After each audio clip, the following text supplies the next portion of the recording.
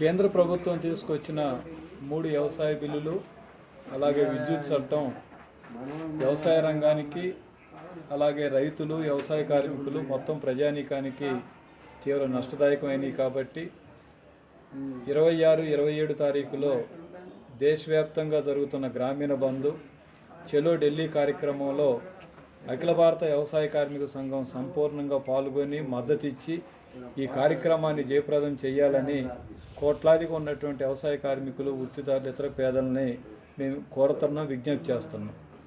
స్వాతంత్ర ఉద్యమ స్ఫూర్తితో వ్యవసాయ రంగాన్ని కాపాడుకోవటానికి, ఆహార భద్రతను సమకూర్చుకోవటానికి, వ్యవసాయం అని అంటే రైతులు, వ్యవసాయ కార్మికులు ఇద్దరు జోడెడ్లు లాంటి వారు కాబట్టి అలాంటి వ్యవసాయాన్ని రక్షించుకోవటానికి అనేక చట్టాలు మనం తెచ్చుకున్నాం, కొంత ఉపయోగపడుతున్నాయి.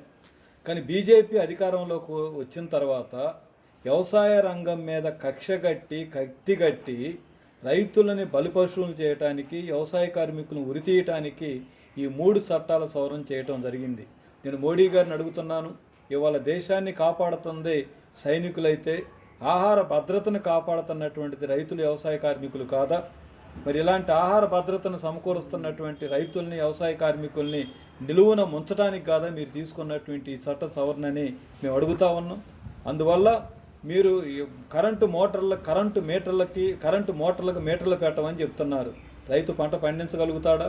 రైతే దివాలా తీసిన తర్వాత వ్యవసాయ కార్మికులకి పని కల్పించగలుగుతాడా? వ్యవసాయ కార్మికులను ఆదుకోగలుగుతాడా? ఇది సాధ్యమైన పని కాదు. కాబట్టి ఇవాళ వచ్చినటువంటి ఈ బిల్లులు ఒక్క వ్యవసాయ రైతులకి నష్టమైనయే కాదు, మొత్తం దేశ సార్వభౌమత్వానికి, దేశ ఐక్యతకి, దేశ ప్రయోజనాలకు కూడా నష్టకరమైనటువంటివి.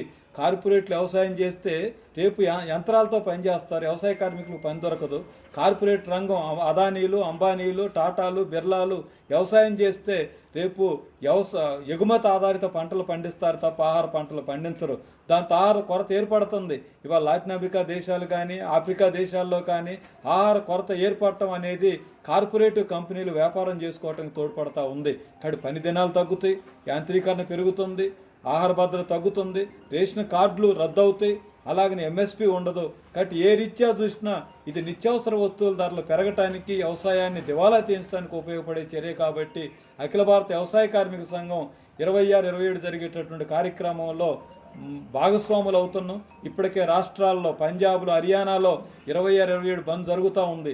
ఇప్పటికే పంజాబ్లో గత 15 రోజులుగా రైళ్లు నడవట్లేదు, రోడ్లన్నీ దిగ్బంధనం చేసి రైతులు, వ్యవసాయ కార్మికులు ఈ కార్యక్రమంలో పాల్గొంటూ ఉన్నారు.